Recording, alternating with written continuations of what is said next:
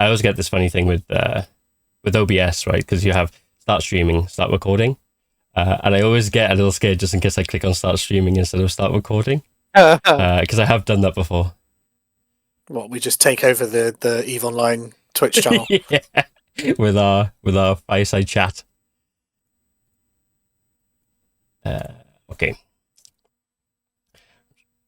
Just going to invite our little friend, the bot.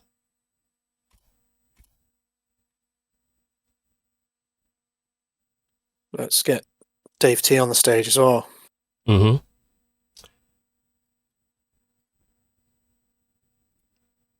Can you force him on the stage, or does he have to press it himself? Can, if I can find him.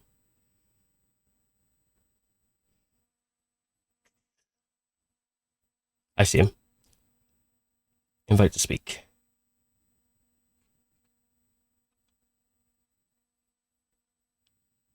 Thanks. I joined the stage, it won't let me on. Story of my life. Oh, good.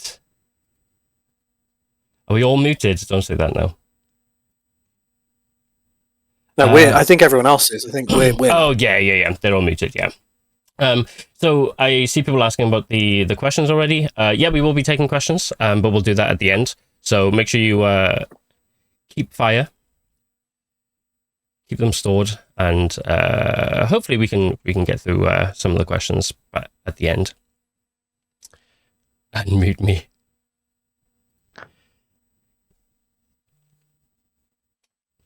So we'll just give it. I mean, it is 1:30 actually. Yeah, so we can probably start. I guess a few. Have you got the clacker?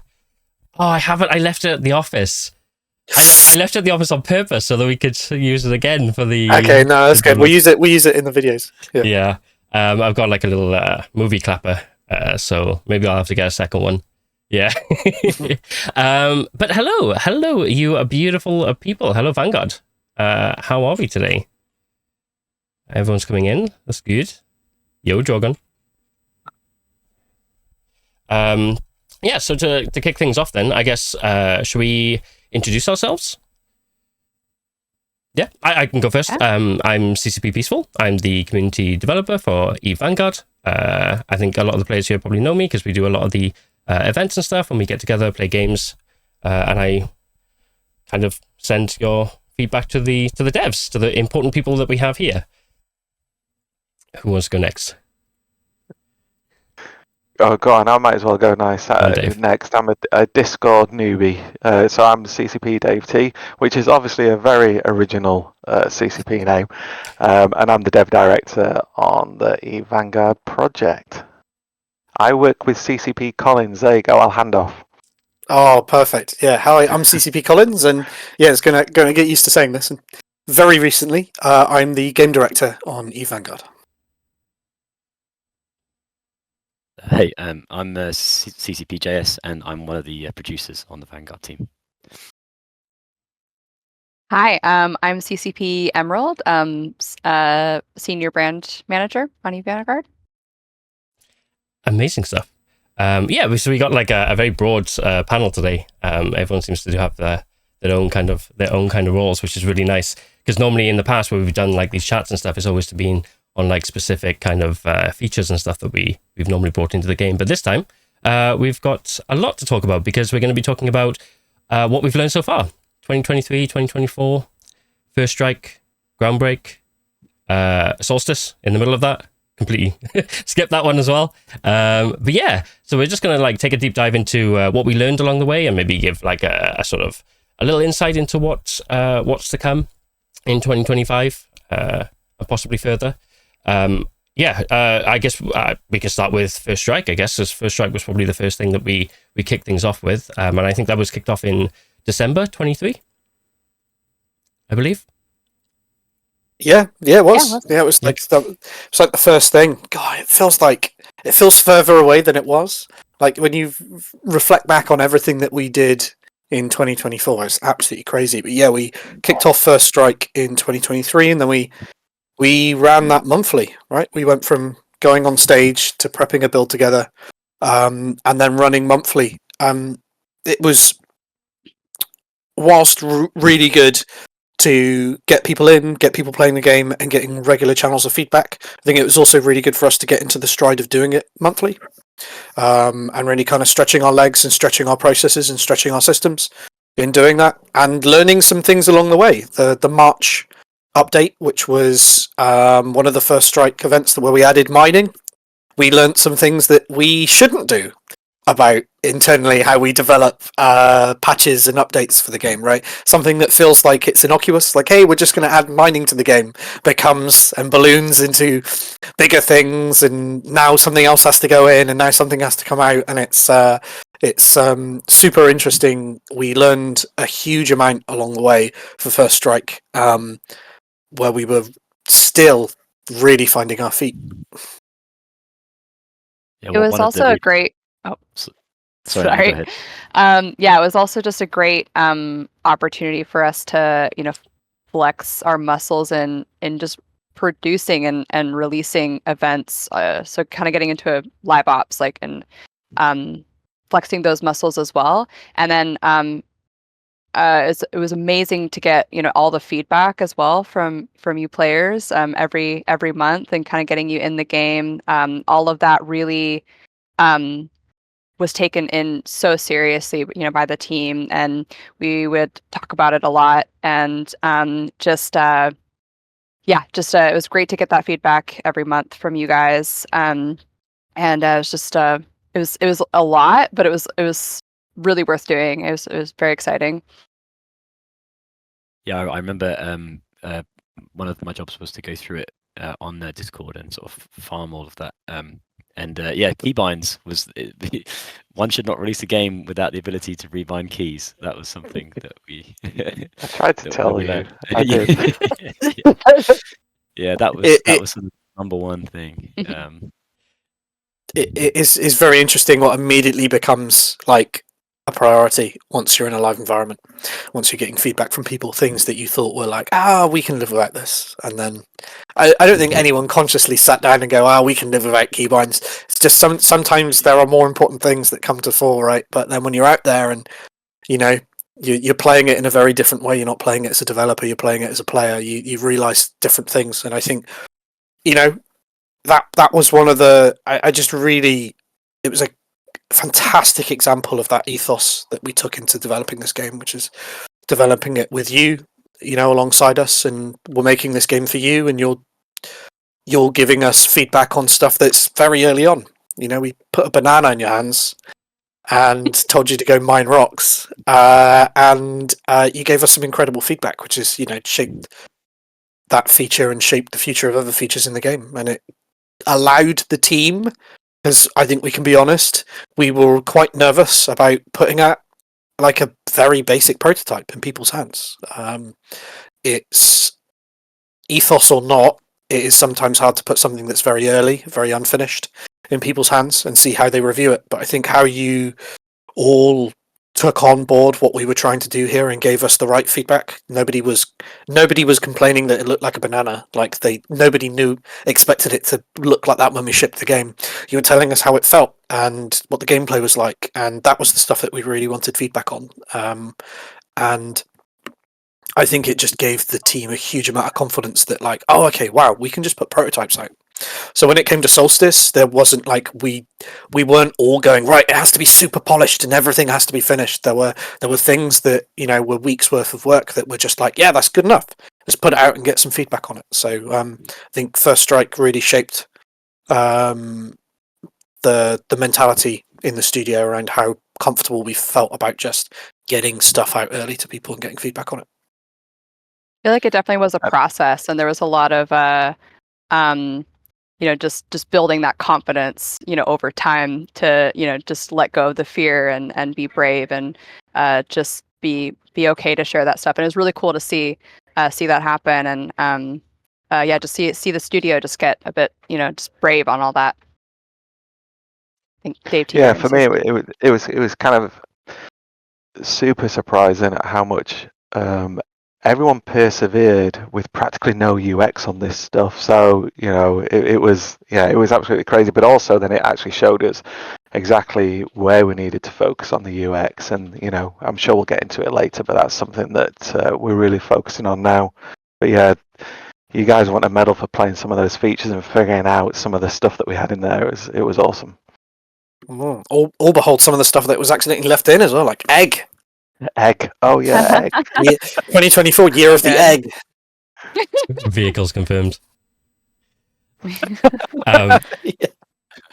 It was funny that you were just talking about the mining then, because I remember you said some things that we shouldn't do, but we actually fixed the ragdolls when the mining, because people wanted to be able to harm people with the mining tool, right? Because apparently that's just what players do.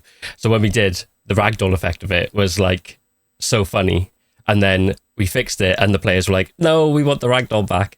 But no, I thought it was really good, fun time. Excellent. Yeah. So I guess we can go a little bit further. Then should we talk about Solstice or and Groundbreak as well? Yeah, I think so. Like, Solstice was big. It was our first major content update, if we think about what First Strike was. And the mining patch was what we considered a minor update. At that time, whilst we were trying to put mining out, everyone was working on the Solstice event. And it was our second map, lots of new features.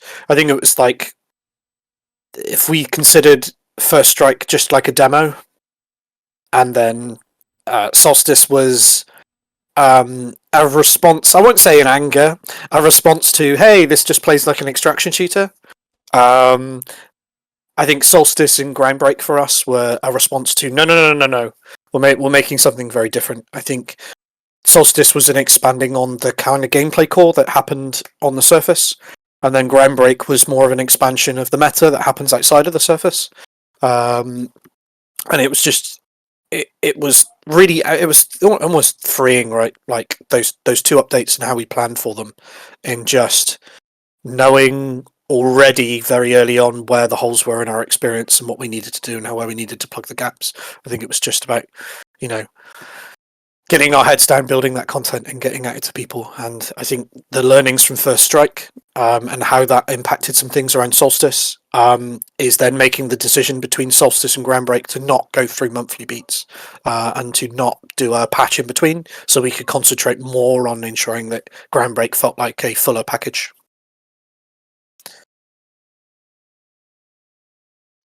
Didn't want to cut anyone off then, but I really liked the Solstice launch, because it was like as if all these activities, there was like so much more to do on the surface, and there was a brand new map. It just felt like a whole new game for me, not having to because we went from playing on Carrion for month to month, then just playing on a completely new map with all new activities like the secure salvage and the mining tethers and things like that. It was just it was a lot more open. It wasn't so much focusing on contracts anymore. And then did anyone else want to say anything about Solstice? Yeah, I was just going to add, I think you underestimated as well how different the lighting made you play from being, Carrion being dark and spooky or whatever you want to call it, and then you went into Solstice, which was a completely different lighting solution, very much brighter, or, even when you were creeping through the jungle and things like that, it just made you play the game in a completely different way too, which was really refreshing. Yeah, it was cool to see the whole art journey as well, on how there's so much thought put into how all the foliage and everything in the map would look kind of alien, futuristic, sci-fi, but also kind of be part of your strategy as well. It's just kind of cool to see how much thought went into that, and it there's so many cool things that we were able to share and inspire you guys for and around Solstice. I remember we did the theme of the artwork, and someone was, I can't remember the dev name, but they showed me just 15 pictures of trees of how they grew, how they developed, how they lived, how they was, just everything. It was just crazy how in depth it was just to be focusing on this tree, flora. Well, and there was, and I think that they also went out to Iceland as well, which is where headquarters office is at in Reykjavik, and we're able to actually go and scout and do some really cool work in the lead up to creating all that map. So it's just really cool to see that whole process as well. And I think there's some other previous chats like this where we've shared details on that. What is in chat said trees in Iceland confirmed. Yeah, there are trees. Helmer, funny enough, CEO of CCP, he's trying to actually grow some woodland in Iceland with his dad.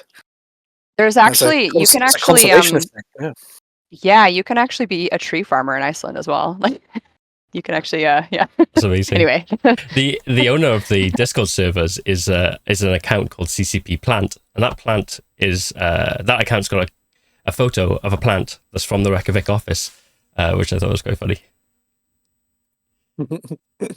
Excellent. So the most recent one then, Groundbreak. This was a big one, I think. This was where we sort of like opened up the idea, I guess, around the MMO FPS in terms of how many different maps and how many different, I say different game modes that you can play, but we brought in Insurgencies. Should we talk a little bit about Insurgency? Because that was a big one. Yeah, I think it was like from day one on First Strike, people were like, PvP, give me PvP, I want a PvP mode. And it was just about where we felt that could fit in. The meta just wasn't there to introduce like a strong PvP mode around Solstice, but around Groundbreak when we're starting to, like I said, Solstice was a bit more about expanding the playground on the surface.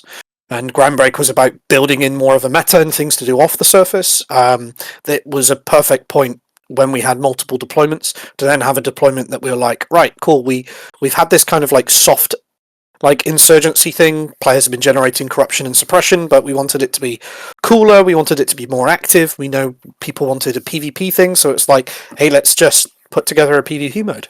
And the team did.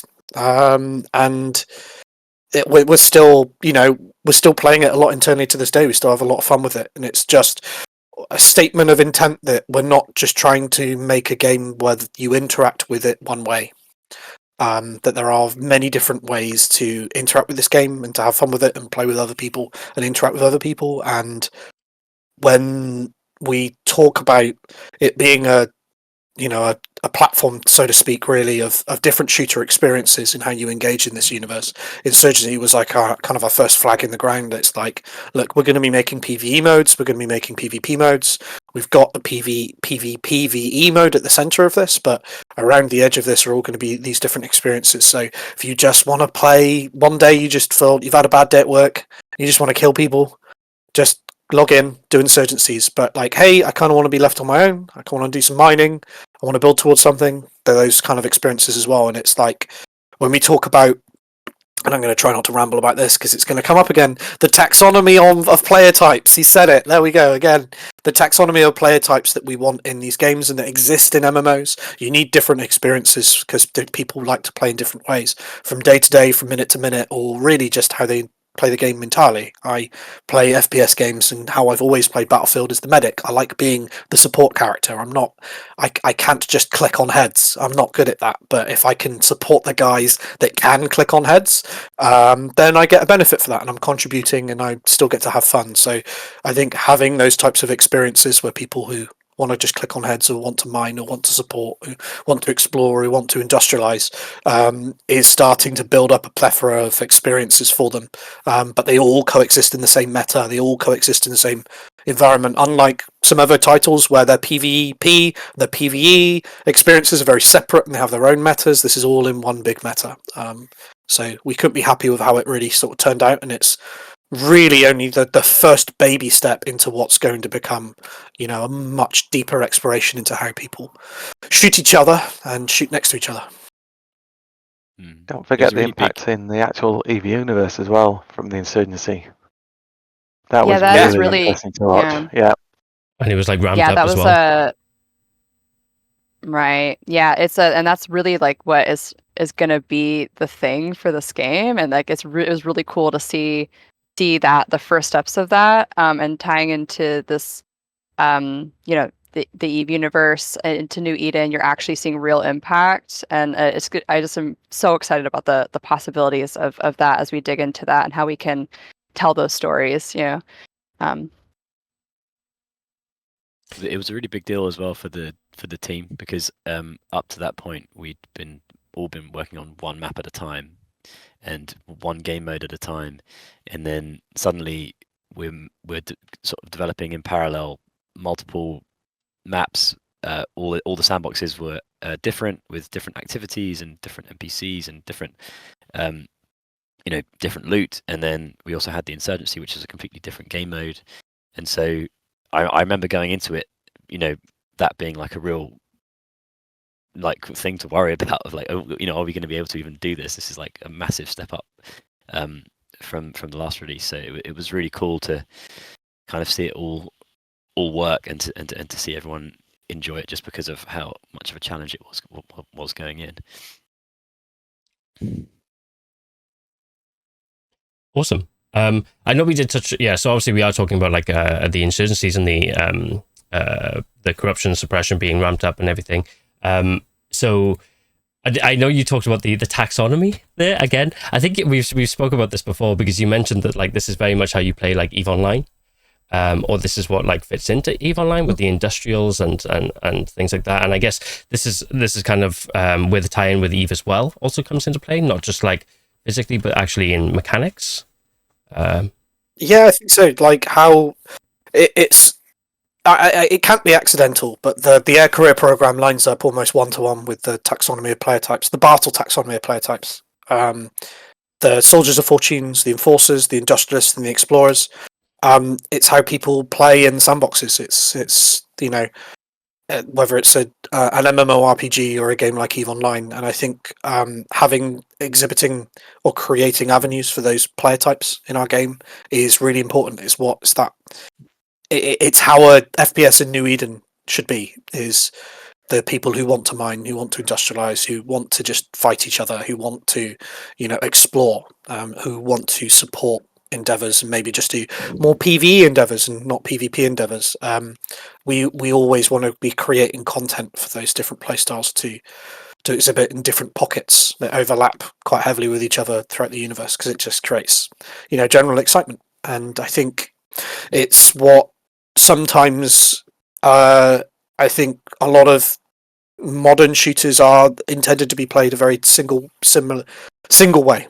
And it's just, you play a round, you hit the showers, you click a button, you matchmake again, and you play another round. And I think, but having what we want to really create and separate us from that is creating an environment where you feel like you can play the game the way that you want to. Now, people are going to get in your way. Of course, people are going to get in your way.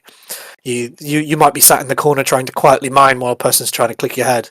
But you should, that is part of the tension that we want to build. Right, you can't have this game without tension. You can't have New Eden without the fear of being somewhere you shouldn't be, and not having to watch your back. We're not making Minecraft. We are making a game set in New Eden, and so having that tension, I think, is a really important part, and it's kind of bleeds into a lot of the work that we do. Like how is that work creating tension in the battlefield? How is it potentially bringing players together? How is I'm interested in it for a very particular reason, but someone might be interested in it because I'm there and they want to kill me. And I think having to, on a cerebral level, manage that when you're playing the game is, I think, what makes it really interesting. And then we just have tons and tons of depth around the game that allows you to prepare for that. I can plant turrets and motion sensors around myself, so I can maybe mine in peace, or I don't have to be physically looking behind my shoulder every time I'm getting notified on things. Or maybe in the future there are ways that I can set myself up to maybe be more stealthy, more quiet, and So yeah, stuff like that. The possibilities are endless. Peaceful. I'd love to have a pet drone, just to keep an eye out for me and just like whirling around my head. That'd be fun. Well, personal drones. We'll call it personal drones, not pets. I made a mistake of once calling it a pet in a meeting, and no. I don't think I ever shook it off. But the idea of a personal drone is something that's incredibly cool. It's incredibly sci-fi, right? Having something that you can use in these different playstyles as well, for mining, for exploring, for combat. It's an incredibly cool idea, and it's something that we really want to explore later down the line, I think. Cool. And I mean, it's the whole idea of the sandbox, right? That's the goal. I think like one of the big things that we tackled last year was a lot of the players coming into the game and being like, oh, it's another extraction shooter. I know we've talked about this before, but maybe it's just good to like touch up on. But because originally in First Strike, we did give them an extraction shooter, but now we've but now we've like completely changed the game up in the last like 12 months. What do you think was the turning point for you when you realized, oh, this wasn't just another extraction shooter? Well, I kind of always knew, right? Like, we always knew where we wanted to go with this, but what we put out for First Strike to demonstrate that solid base and to sell the idea of, right, we could have just closed the door for 3 years, made the game that we wanted to make, and then gone, hey, we're ready, but we didn't. We wanted to bring people really early on. And what was a very good example of the gameplay loop that we had at that time that we wanted to expand out was more akin to an extraction shooter. But I think with each new release, it's like I like to talk about it. Every time we plan for the next release, I kind of look at it and I go, "That's the game," and then we'll deliver it out, and then we'll do it. We'll plan for the next release, and I go, "No, this is the game." Like I remember in interviews around Groundbreak being like, "Oh, this is the solid foundation of the game and how the meta will exist," and the development cycle that we're in now and what we're building to, it completely like outshines the meta that we'd built in for Groundbreak. Like the idea of the meta that we're really building out and actually taking it seriously, that we are building an MMO here, and what that actually means and how players interact in the areas of space that they inhabit. That what we're building now is that's the game. So it's like there wasn't a single point where I've gone, this is an MMO FPS. We always wanted it to be an MMO FPS. It was just there was a point between Solstice and Groundbreak where we felt more confident that the vision that we were putting forward was more representative of an MMO FPS than of an extraction shooter with bits and pieces around the side. Very cool. It has also been interesting to see that evolution, and this whole process of bringing players in early, because there is a level of seeing is believing, but it has been interesting to kind of see slowly the discussions and all of that shift over time as with each release. Because I was very much like, oh yeah, this is a cool extraction shooter at the beginning, and then we're like, that's not really what we're making, but we're kind of working towards this. It was an interesting process of, we know like where we're headed, but we're bringing people in so early, and so what they're seeing in front of them is what they see the game as, and then to see that shift over time as like Solstice came, as we released Solstice and as we released Groundbreak, to kind of see that evolution kind of shift in the way that you players were talking about the game. This is just interesting to see that progression, and I feel like now it feels the most solid, like, okay, no, this is it, and I'm super excited to see how we share more on that at FanFest. There's a lot of cool stuff coming up there. I mean, it almost is how development evolves, right? You're starting off small, you're starting on that core, on the 3Cs, etc. So I guess it's always going to feel like something else very early on in the journey. But with each release, we have expanded that universe and what people can do, etc. So now it isn't just about going down to the planet and extracting. It's about teaming up with friends and going off and mining forever, and then going to conquer somewhere else or becoming a Garista pirate or whatever it is. So yeah, as we're bringing more and more of this stuff online, that whole universe is just getting populated with more stuff to do, and it's really cool. Excellent. I was going to give JS a second if he wanted to make any other points, but no, I mean, it's. I definitely agree with everything that's been said. It definitely has just evolved over time, and yeah, like I'm sort of very similar to Collins in that I thought I knew what the game was back in June and what we were building, and now what we're building is I wouldn't say it's like a transformer that keeps like new bits keep coming out of it. It keeps like becoming this like cooler and cooler thing. But yeah, like, and the other thing that I've said at the start of most of the releases is like, this is the one, like this is the one where we really build the foundation. And now I'm saying it to everyone now, like this is the one. This is where we're really building the foundation. You know, where we're really building the people are going to see what the game really is. And I think, you know, I think that's cool. I feel like that's kind of how it should be. Like every game I've made, I've never done a production that's been quite like this before, where you're showing it to the public like so often, so early. But I know that sort of internally, normally this is all happening behind the scenes, where you're like, no, this is the game. No, this is the game. No, this is the game. It's like sort of like, you know, you kind of yes-anding every stuff. So it's exciting to like share that with everybody. Excellent. I just noticed as well that you and Collins are sort of like very similar now as well. Like maybe like more because you got like the beard and the cap and the headset. Yeah, just so in sync with each other. It's the CCP London look. It's the CCP London look. Yeah. Yeah. It's like yeah. You do. Yeah. Yeah, we have a bit sort of like Mario and Luigi or something. Yeah. That's amazing. I wish we planned that. Yeah. I think CCP Emerald talks about FanFest then. The first time we showed Vanguard, it was actually before I was even with CCP, but I guess it probably seems quite a while ago for you lot. But it was at FanFest 2023. How was that? Everything went swimmingly, I heard. Or maybe not. Yeah, I thought you're talking to me, yeah. Just I in don't know. general.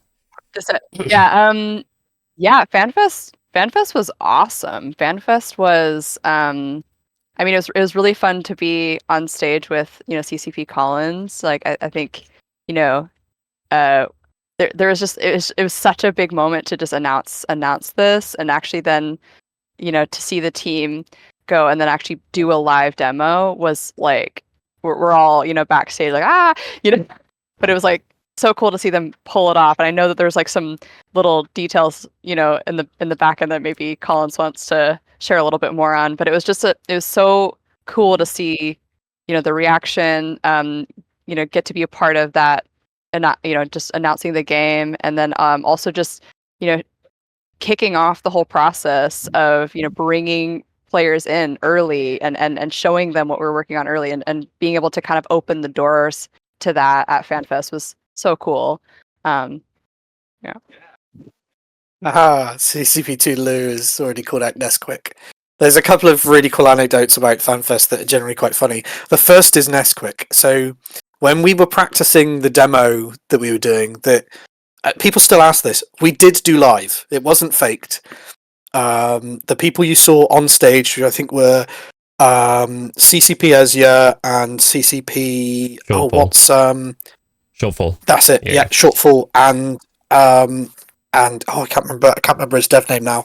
But I won't call him by his real name. But they were generally playing the game to the point where one of the machines actually just didn't even blue screened, like black screened, fully shut off just as they were extracting right at the end. But the Nesquik thing is in the script. I have to say the team have found the Nexus chip, and for ages when we were doing rehearsals and dry runs, I kept saying Nesquik. For some reason, I could not say Nexus chip. I kept saying Nesquik, and it was like almost becoming quite funny, where it was like I had to, when I was on that stage and I was about to present it, I had to like know that the word was coming up. I had to like pre-prepare for it, because I knew if I didn't think about it, I would just say Nesquik, and I would be like, everyone there would be like, what the fuck? So I had to like, I think if you watch it back, I have to like, I take a moment and go, Nexus chip, just to make sure that I don't say Nesquik. But like, it was absolutely mega, just being there, talking to people. Like the days before we announced it were quite funny, because everyone was like, why are you here? Why is CCP London here? Because there was I think like 6 or 7 of us were there, and I think people were starting to clock on like, hey, there's 7 people from CCP London here, what are you doing here? So it was great to be able to present it. There was I was backstage freaking the hell out, getting ready to present. and CCP Burger, who'd just been on stage with CCP Ritati to announce that we were making an FPS. I think they announced the name and the logo. CCP Burger came to me and he was like, "There's a guy in the third row, and he's losing his mind right now that there is an FPS in development." He's like, "Find that person in the stage, feed off of that energy, and it'll carry you through the whole thing." And so I'm like shaking, super nervous. I get on stage and I find them straight away. They're just in the crowd, like losing their mind. Rightfully so. What we showed was amazing. And I felt like I presented the whole thing to them. And yeah, it was great. And it went down.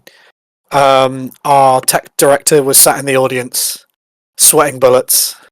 But we pulled it off and we did it. And it couldn't have gone down better. And if it wasn't for all the people on, behind the scenes helping us as well, we had a full contingent of people in the CCP London office that night, playing the game as the other players that you encountered in that demo that we shown. So it was a huge effort from everyone to be able to do that after what was generally not a huge amount of time that we had to prepare and put that demo together. It was in my experience, a very short amount of time for us to get that ready, and it was incredibly done. So, yeah. Awesome. Sorry, as you can tell, I'm very romantic about the FanFest in 2023. No, I've heard a lot of stories where like CCP Shawfall got on the stage, he sat down, he kicked some kind of switch away from him that he needed, that he was meant to press or something. But yeah, I've heard a lot of different things that happened. But FanFest, oh, go on. I was going to say that was his aimbot switch, but let's not talk about that. Oh no. I think it was his microphone because I was supposed to talk with him. Oh, okay. The audience was supposed to be able to hear him as well. I think he found the switch eventually and we got it working. But yeah, I think he straight away kicked the switch away that activated his microphone. But yeah, we all used to take the mick out of him for having an aimbot. Said it looked like he was trying to play footsie under the table. He's just so good at playing, that's what it is, really. Oh, sorry. I was going to say he's so good at playing, that's why I always accuse him of using an aimbot. He doesn't really. Honest. Whilst on the topic of FanFest, then 2025 FanFest this year. Are we excited? Are we attending? Of course. Are we attending? Wow. Yeah. Yes, absolutely. It's going to be awesome. Yeah. Again. Yeah. No, we'll even have our own, as well as being part of the keynote. We're hoping to have our own full Vanguard keynote as well. So there'll be a second presentation where we'll be pretty much spending the whole hour, the whole 45 minutes, just on Vanguard, showing you lots of cool things and some concepts that we've been working on and talking about in more detail our plans moving forwards. So. Yeah, really, really excited that we've been given the opportunity to have more time on stage. Yeah. Anyone else want to make any comments? I know we do plan on having. I'm not allowed to say anything. Yeah. I'm saying I'm not allowed to say anything because I'll say something that we're going to reveal that I shouldn't say. Sorry. No, it's all good. Because there's going to be so much cool stuff. Yeah. Well, we have been sharing some of the cool stuff with the VIPs.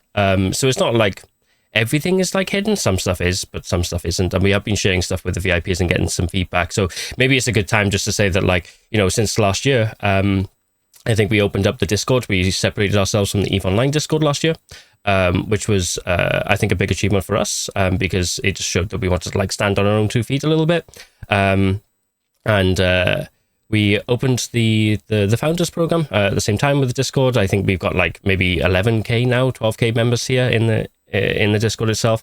And with that, we also opened the VIP group, which was great, excellent for us. It's a very invaluable group. We've had so much feedback and thoughts and ideas, and we've done like a bunch of different like focus groups. Obviously, the internal playtests as well, where people have come and players have had the ability to be able to participate in internal tests, which again has always been a lot of fun. And we do like the showcases as well, where we show them what the devs have been working on, which is really great to see their reactions and really confirm that the devs are doing a good job, I guess. It's always nice to see. But yeah, the VIP program, if anybody does want to get involved, you can go to the community hub. There's a channel here on Discord. You can go to the community hub, you can check it out. There's a player survey on there, and in order to apply for the VIP program, you just fill in the player survey and complete, I think it was 7 missions, I believe, 6 or 7 missions, and then we'll start like approving applications very soon, because the internal playtests, they have kind of started, but we definitely do want to be rolling out with a lot more players and growing that program over the year and sharing more stuff with you. The next thing then, I mean, while we're on the topic of the founders, then I guess like our biggest learnings from them, is there anything in particular that we can probably say was crucial feedback that we got? Yeah, I think it was more about honing, like the PvP thing that we talked about earlier. Like, just overwhelmingly people wanted structured PvP, because we have PvP in the game, but like more of like a 9v, like the 9v9 that we have now, which, oh, I don't mind saying, today we managed to get it. We managed to play 12v12. So, yeah, shush. Yeah, okay. Well, we're pushing the number. I'm very loudly wanting to push the numbers on that to see how high we can get that. But yeah, we had the 9v9 in Insurgency, so that was something that was really driven from the comments that we got from the founders. Obviously, the keybinds thing that we talked about earlier. But I think just in general, we got a lot of comments in First Strike like, hey, I'd love to be able to customize my weapon. And so, like, the adaptive weaponry that went in was a response to, okay, we want people to customize their weapons, but we're not just going to copy another game. When we want system complexity and we want, like, depth, what does that mean for us? And, you know, designers went away and worked on adaptive weaponry. I think what's been really interesting with the founders is having that open dialogue of weapons, right? We've still, for First Strike, Solstice, and groundbreak had a single base weapon, right?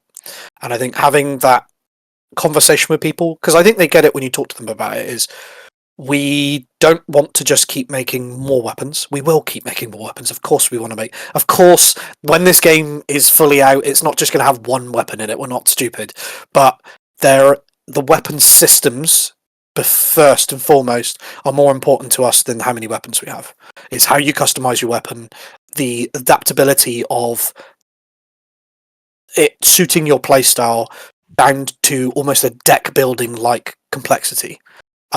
Is something that we really wanted to build out first, and then we got a lot of complaints and a lot of feedback around adaptive weaponry, like how loss was too total. I spend all of these times having these chipsets, and then I go out onto the field and I die and I lose them all. So manufacturing was, in a way, to answer some of those questions, to ensure that there are ways that you can easily get back your chipsets. That if you lose a chipset, well, you still have a blueprint that allows you to print a few more. So it's like all of these little bits of feedback that we get. Nobody is specifically coming in, even though there was one person, can't remember their name. They pretty much outlined the entire design of manufacturing whilst we were making it, like they knew something. They had like an inside source, but someone was like, hey, I think this would be a really good idea, and they pretty much listed out manufacturing and blueprints and everything that in our designers were just like what do they know? Do they know? They've read our design documents. So you may not be specifically saying like, hey, we want manufacturing in the game. You're saying, hey, we want a way to be able to get our chipsets back, and then we're taking that feedback and going, right, what does a New Eden version of that look like? What does a Vanguard version of that look like? And now that we're very confident that we've got a really strong base in depth and complexity and adaptability in our weapon systems, we can now go, now what does a second weapon look like? What does a third one, a fourth, and a fifth? Because we've got these solid systems that we can now build from. We're building tall, not wide. If you have ever played a city builder, and we're not gonna come off the bat and say we've made 150 weapons. You can have a smaller amount of weapons that you can customize in 150 different ways. Yeah, one of the things with I was just going to say one of the things with feedback as well is that sometimes what you're looking for is like the problem behind the problem, so like so you have a bunch of people, for example, people playing the game saying, you know, I didn't understand how to do this, I didn't know where this thing was, and so the problem is like, well, maybe we should teach people how to play this game, you know, but you know, so that's like one part, and then the other thing that we've been doing a lot of, and that's been really helpful, is just because of the amount of you that are playing, is to be able to look at, you know, figure out what are the most painful, like, quality of life things that people are experiencing, and like trying to solve those. You know, there's a bunch of examples of those, like, you know, we didn't show you when the crates were empty, you know, and so that was like a real thing people were talking about, just, you know, standardizing the UI menus. That was like, you know, the escape button didn't work to go back for a bunch of time on some, but not all of the menus, you know. So like things like that you would just, you know, because we all of us on the team are playing the game every day and sort of know every little part of every screen, and we kind of like, it's strange when you're really close to something how much you sort of don't see. But when you put it in the hands of 100 people, or, you know, a few thousand people, yeah, that stuff really does come to the surface quickly. So that's always super useful. Excellent. Yeah, and I think it's safe to say, like, the weapons, they are definitely coming, right? I think it's safe to say that the VIPs have now had their hands on weapons. But we've got some weapons. People have played them. You know, there's more banana skins and stuff, so, you know, we know how much they love them. So the weapons plural. Weapons, yeah. Oh. Yeah. While we're on the oh god, sorry, go on. Oh yeah, no, I was just gonna add one more thing on just kind of like what we learned as well. Just, I think it was also interesting to see, you know, how we're presenting, you know, Vanguard to players as well, and kind of get reaction on, you know, how we're showcasing the game. And I think, you know, just you know, some of the art, like, you know, the character, for example, and making sure we're, you know, kind of putting attention on that, and like how we're representing you in the game. And I think we learned a lot of on that front that, you know, we're planning to take into 2025 as well. So all that feedback has been really valuable. Yeah, I just realized one thing I think we could probably touch up on is the suit that we talked about. Well, we presented, I guess, the key art in November for Groundbreak, and we took some player feedback, and I believe the decision there was just to revisit it. Don't know if there's anything. Pretty much. Yeah. No, we put out some key art. It was included in the cinematic trailer as well. We reviewed a lot of the feedback that we were getting in around it, how it looked. We didn't have it in the game at that time. It was purely just a visual thing that was put out. We looked at a lot of the feedback, and we really thought about it, and we decided that we want to kind of take a few steps back and reanalyze what we want that suit to look like, and that's a process that we're going through now. And I'm hoping we'll have something soon, TM, where we can show what a revisited suit looks like with all of the feedback that we got from people. And I think this is, like, again, this is what we do, right? We put something out early, we get some feedback, and if it isn't working for us, if it isn't hitting the right notes, we're not going to be stubborn on these things. We're not making the game for us in the studio in London. We're making it for everyone else. And so when the feedback comes in, it's generally quite clear. We take that on board and we move forwards. I think it'll be also interesting to, you know, share more with you on, you know, the suit and how you're represented in the game, and, you know, just continue to get feedback and work towards getting something that, you know, we feel is going to be awesome and exciting and aspirational, and something that you want to play. Yep. And I'm gonna only say this, and then I'm gonna shut up. We're thinking suits and not suit, right? Plural. So that's it. That's all I'm saying. Just giving away everything. Yeah. Oh, no, I'm not. There's still so much we can. I'm holding back on. Oh, really? You don't want to indulge on that? Oh yeah, there's. No. Don't tempt me, Frodo. Please don't. Please don't. Let's talk about 2025. I know we talked about FanFest because that's going to be a big time for us. And I mean, we don't want to go into too much detail because as time goes on, I think we've talked about this before. Collins and I think we're in the exploration phase into pre-production, so a lot of things are still developing from concept to actual being put in the game, I guess. So I think as time goes on, we're going to continue to do like these. Firstly, we apologize for not releasing the first devlog. We just wanted to again revisit it and do it again because we think that there's a bit more content that we could probably provide to you and have it a little bit more structured. So that will come in March. And I think we're also, maybe Emerald's talking about doing some more like these fireside chats and stuff now and again, which could be fun around the important times of the year. Yeah, I think we'll definitely aim to do a couple of them, particularly around when we want to debrief on some big things that have happened. So it'll be definitely expect more of these for sure. Yep, and I think what's really cool as well is it's the first time we've kind of been able to do this because of our release cadence. Previously, with doing a release every 6 months, is we were very much boxed in by that.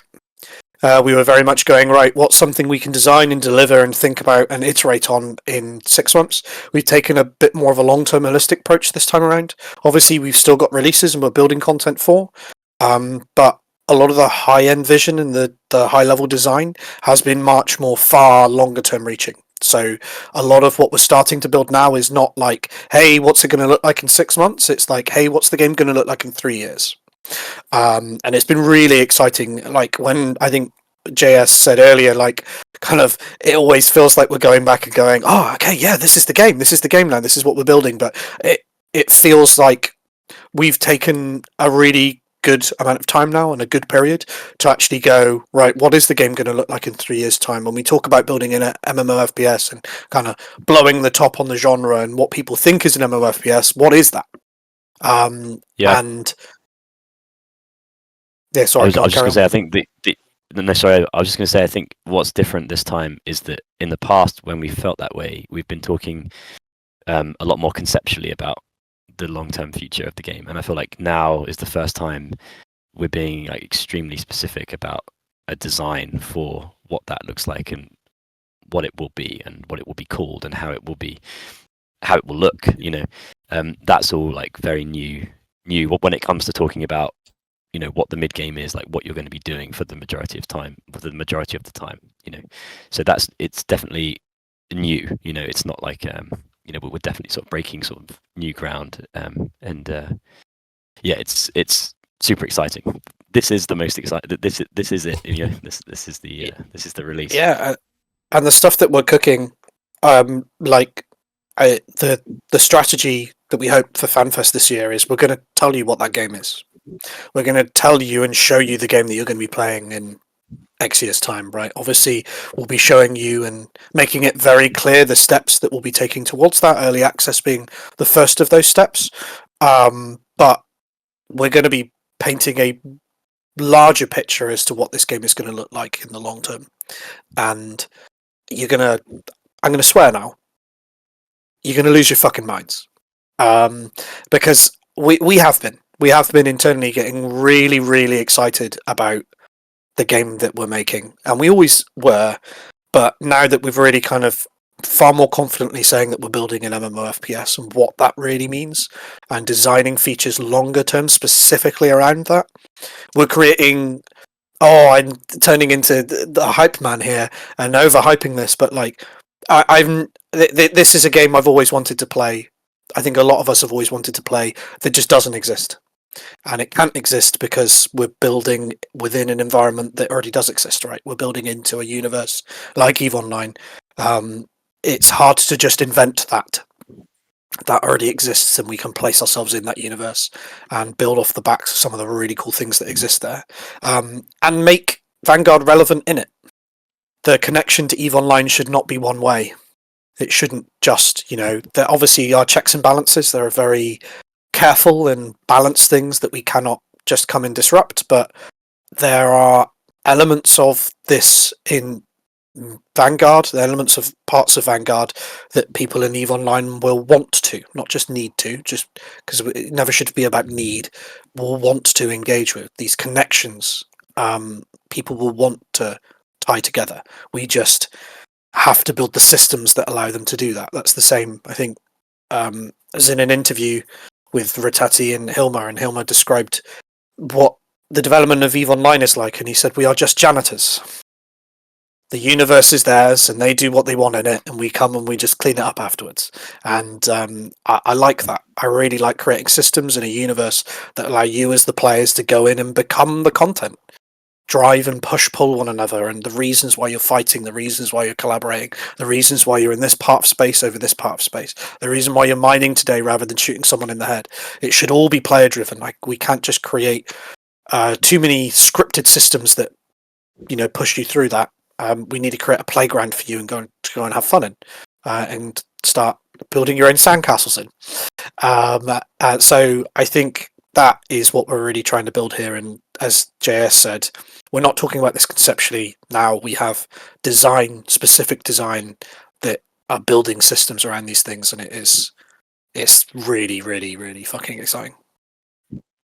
And that's not me drinking my own Kool-Aid. That is generally like, if I was the outside looking in, I'd want to play this. I'd want to work on this. It is a very exciting time. Very exciting time. I'm very aware of the time that we have right now, but also as the game develops over the next coming months, I think the best place to stay up to date on everything is going to be in the Discord. To see some of the stuff that CCP Cons has just talked about. So yeah. Hang on the Discord, keep an eye out for any updates. As I said, we're going to be trying to push out as much content as we possibly can to you. The VIP program is going to remain open, so please go ahead and apply for that. And the game is available on Steam as well, so please go and make sure that you do wishlist the game. It does help us massively, and we really appreciate it. We've got a few minutes left, so we did say that we would open up the floor to a couple of questions. If you want to post your questions now, please go ahead, and we'll have a look to see which ones we want to answer. We've missed some really good comments, I think, in the chat as we've been talking. Some really funny stuff.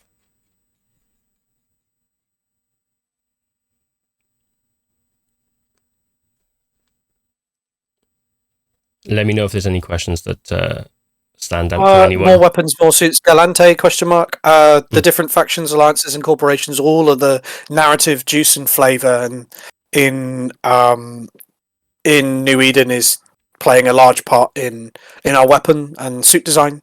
Like what a Galante versus a Mimitar weapon looks like, and how can you describe the differences like an 8-year-old, is something that we're very much looking at.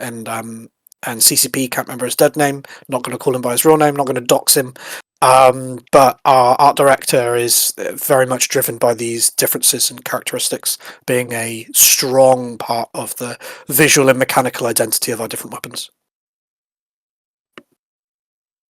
There's one there in there about the current state of gunplay and whether we're satisfied with it. I think we're definitely happy with it for the state that we're in development, but I think we still know we've got a long way to go with it, and we want to improve it a lot more. But we definitely, I think we and see the feedback seems to be from all of you that the gunplay feels good, but we also know that we've got a lot of headroom to move into to make it better. So I think you'll see a big improvement there in the next release for sure. Yeah, I think as you expand the roster of weapons, it shows where your gunplay falls short to a certain extent, and where you just need to then improve that system and make it far more versatile. So, yeah, for sure. I'm going to jump in quickly. Someone said C for sliding down hills. I think we talked about this a lot, but movement tech is something that we want to stray into carefully in our game.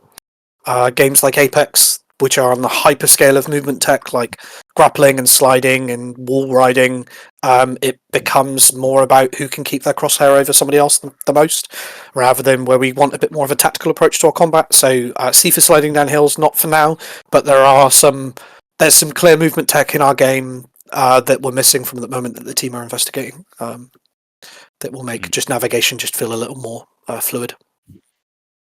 There's one here about lore and has the amount surprised you? Yeah, like this is so I used to work in film actually before I worked in games, and I worked on a Transformers game before this, where obviously lore and story is very important. But this is way more complicated than anything I've ever worked on before, because there's like, there's like canon that comes from the creators of the game itself, and then there's obviously all this other whole layer that's all like player made, and they're separate but also intertwined as well. So there's so many like moving parts, it's super complex. But if you're into that sort of thing, it's also incredibly interesting and fun. Nice. There's one here from Thaddeus. Do you have any plans for players to be able to align with themselves with other factions other than the Deathless? Yes. At the end of the day, this is a mercenary fantasy, and mercenaries get to do whatever the hell they want. Whilst the Deathless might be kind of our golden path, as you start out under the employ of the Deathless and you work through the motions of that, eventually the universe will open up to you and you can go and align with and do however you want. But I think we've talked about this in the past. Aligning, we don't want to be like a click of a button, like I just tick a box and now I'm aligned with the Deathless or Amar or whoever.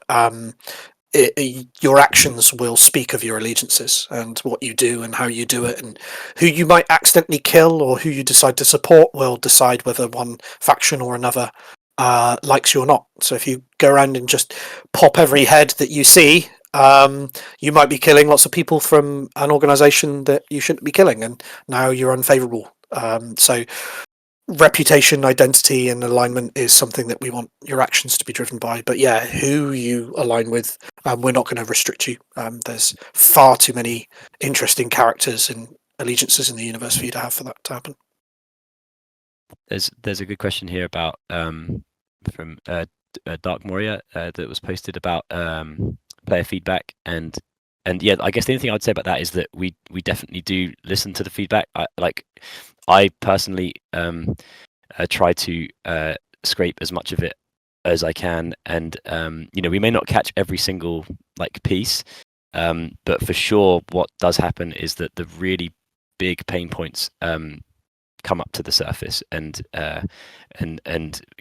make it to us and make it to the team, and gave some examples of that earlier, and that's like small things but also kind of big things like we want more guns please, things like that come through sort of loud and clear.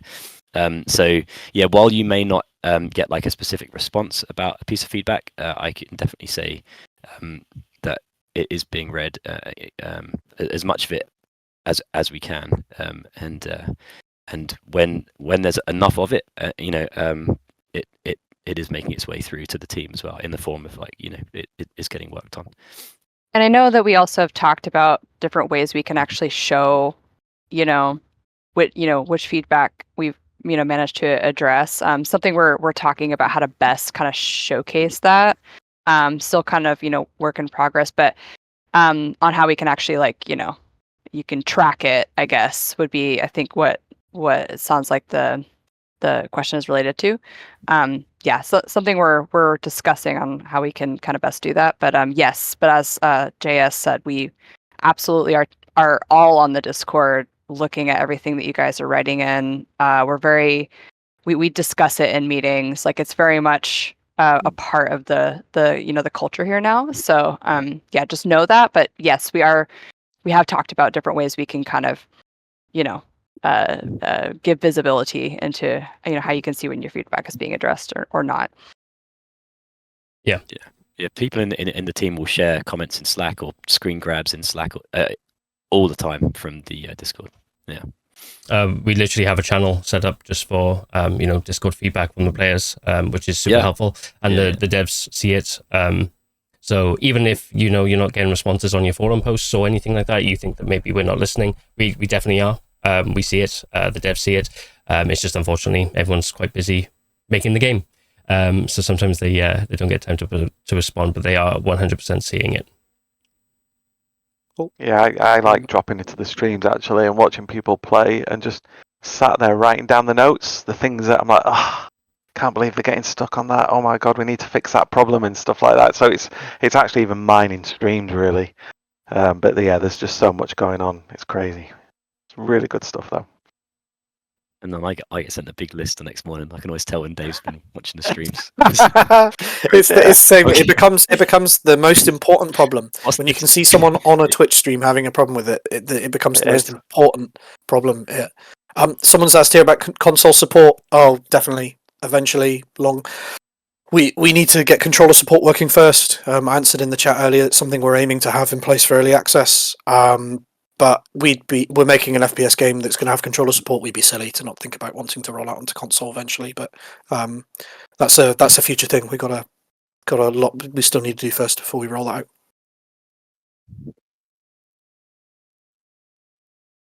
out. Dr. Con said, "What's one feature or mechanic you're dying to add to Vanguard but haven't cracked yet?"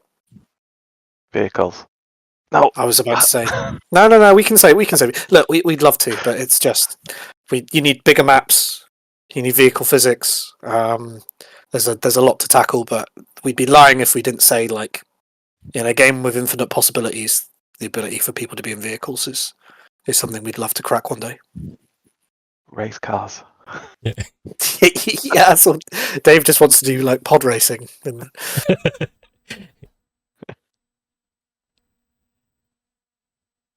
I'd love to be able to board ships. That's definitely my sort of North Star of stuff I'd love to see in the game. That's what you had in Dust, right? Ships. In Dust, you jumped off the.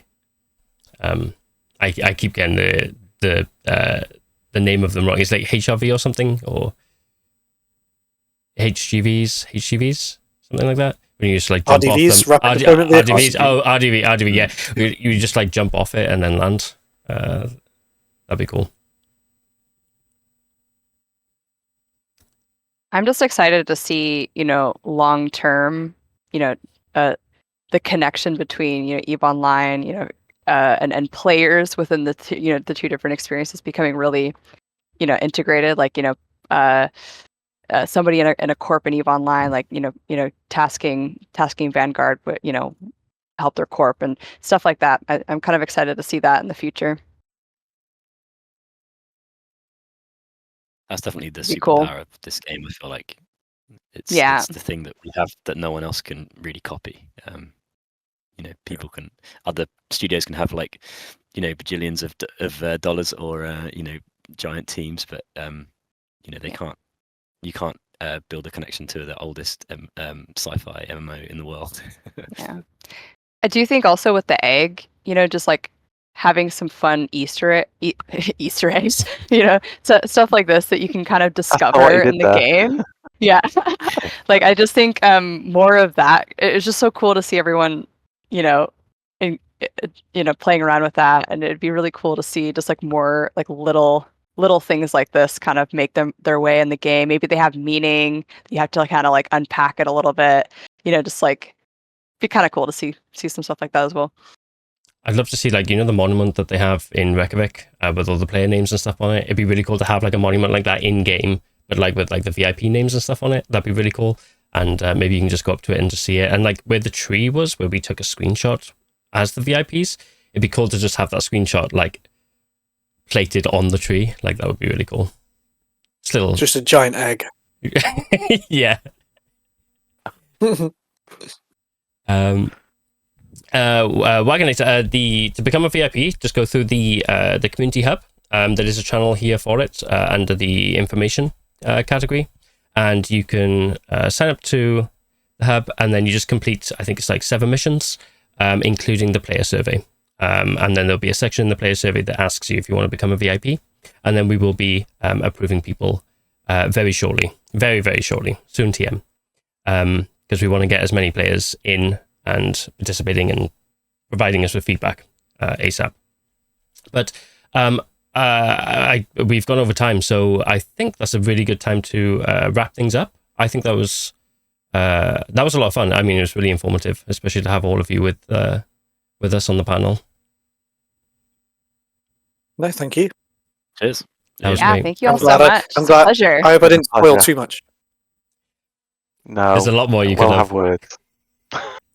We'll have a conversation, Collins. Yeah.